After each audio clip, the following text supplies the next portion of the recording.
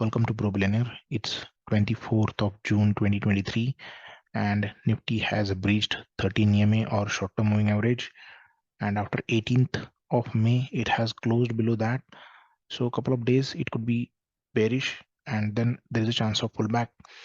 So let's discuss what is going to happen in the next week with price action indicators first, and then we'll check the Elliott Wave. So let's consider the price action now. Here you can see this is blue line, that is 13 EMA. Nifty has closed below that. Even here near 18,660 there was a strong support from where the Nifty bounced previously. It almost touched all-time high, but it missed by 1 point and then gave correction. Last session was a gap down opening. So we can see here the thrust is coming for the downside, and there are two moving averages next, which is 48 EMA and 100 EMA, which should act as a support. So 18,400 something and then 18,150 something on the downside should act as a support. So that's what the price action tells us, and indicators even here RSI can be clearly seen as making divergences, right? So there is a chance of potential pullback on the downside towards this short-term moving average first and then subsequently towards 100 EMA. So here you can see the trend line is actually clearly broken. Last time here it was not clear that whether it has broken the trend line, but this time it looks clearly that it has closed below major support. Aron is still bullish and it will take some time for Aron to adjust the move, but it's still bullish. So we have to see whether this is a smaller pullback and then we can continue higher. It should have broken the high of 18,888. We were expecting 19,000 plus and then the dip, but that is not the case as of now. We can see here 13 EMA has been broken, so I'll expect a pullback towards 18,400 to 200 zones. So that's all on the price action indicators. On support side, we have a couple of supports here. So this is one of the support, strong support, 480 to 400 zones need to be watched. So we'll talk about the support zones as per the Elliott Wave and Fibonacci. We'll wait there. So let's get started with Elliott Wave. So in Elliott Wave, we considered this case, but this doesn't seems to be happening, and this is something else. Okay, so what other case that we discussed was this one, and it could be 3-3 wave structure going up. It could be leading diagonal or ending diagonal, but yeah, as of now, no clarity. So here we were expecting A wave to finish near all-time high and then dip. Okay, or even C wave going higher and then dip in a fourth wave, then fifth wave, like this. But right now A wave finished just near 18,888. So it could be either B wave or it could be internal smaller pullback of A wave. So we will talk about that, okay, more. By the way, in the last week, these are the charts that we discussed, and we expected Nifty to just go near 18,888 and then correct on the downside. So this was the first chart where we mentioned the Elliott Wave. Forget the ABC count here, because I was expecting it to go above 19,000 and then start the correction of fourth wave that is mentioned here, right? So I was expecting it will finish the C wave near 19,000 to 19,200 and then we'll have a fourth wave and then there will be a fifth wave. But as it failed to break 18,888, there is a chance that A wave has not been finished yet, and we have to wait for, like, we have to consider a different approach altogether now. So don't get confused. Let's check the daily chart here. So I'll just hide this ABC, and there are a couple of possibilities here that we can check. And yeah, this could be wave 1, 2, okay, and then we have to consider this as 1, 2, but then again this is not looking a good third wave. So there are different approaches here that we have to take, but instead of labeling, what we can simply do is, let's consider that this is wave 1, this is wave 2, and somewhere here third wave got finished of A wave. Okay, so A wave is still in progress. So it will give dip. Okay, sorry, let's remove a wave from here, 3 and then 4th here.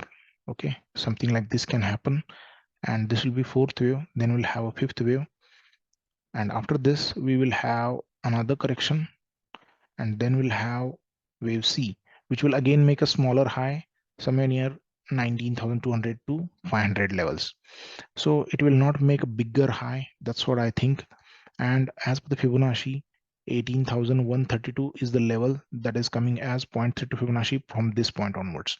If we are considering somehow this is currently going to be a 4th wave.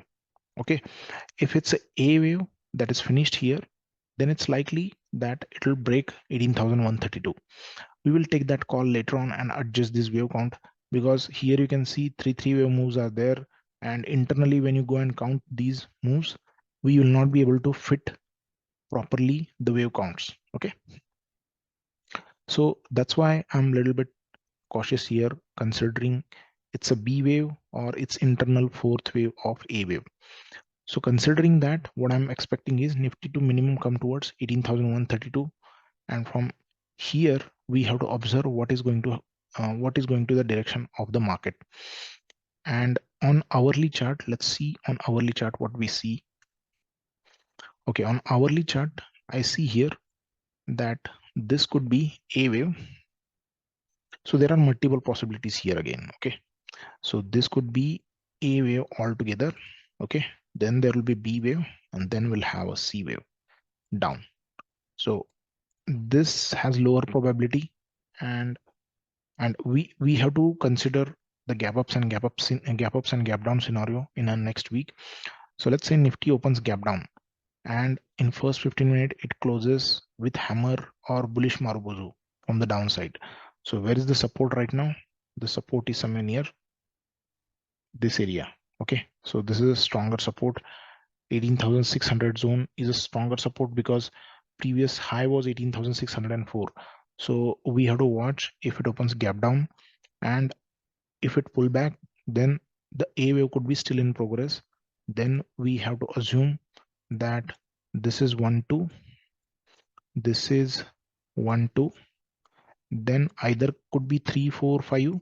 Okay, that will finish the 3rd wave, or it is most likely that this is A here, this is B here, and C wave is in progress 1 2 3 4, and we'll have a 5 wave. So like this it can move if it opens gap down. We have to watch that. So in first 1 hour, if it's not bullish, it is not going to pull back. If it opens gap up, it will head higher towards 18,780. That's what I can consider here. Then in that case, it will be 1 2 1 2 pattern. So internally, when you check on lower time frame, it's not much clear here. Okay, so let's check and draw a trend line here. So this will be a better place to draw a trend line, right? 1 2 3 4 touch points we have.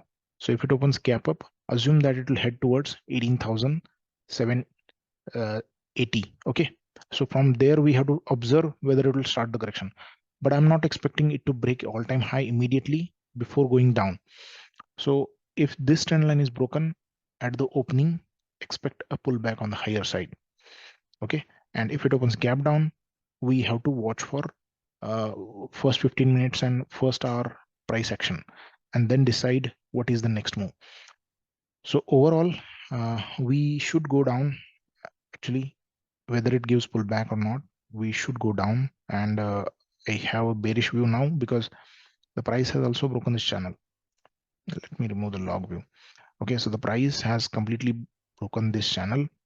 Instead of considering this wave counts, we can clearly see the price is out of the channel. It was trading in the second half of the channel, and this is minor pullback at least towards 18,132. And we have to watch what happens here near the price action. Otherwise, it can also give dip up to 17,614 if it breaks 18,100 zones. So we will watch that, and we will keep eye on 18,132 for now. So bounce backs are possible. We have to look for support near 18,600. So even if this move is missed, don't worry, we'll get a pullback, and from pullback we have to judge when it is going to fall. On hourly basis, if it makes a bearish candle, then we can consider that as a start of downside wave C towards 18,100. So mostly next day is very important, and we have to see whether it opens gap down or gap up. So that's all, and I think we are able to catch the top properly this time. It tricked many times, but 3-3 wave structure here clearly indicated us that there is a end of this impulse move started from March, and we have started a correction because this low has been broken. Okay, when you plot channel like this on these points, you get here that this low is broken, but on Friday it didn't close below this, okay, or it didn't give the bearish signal of closing below the day low. So I didn't carry any positions. So that's what I was worried, because it's a weekend and we should not take any chances in the options, or in FNO we should not take any chances without hedges, because on a weekend there is a chance that the Nifty could open flat and you could lose all the premium inputs. So that's what that what fear was in my mind, so I didn't carry it. So that's all. I'll add the summary here.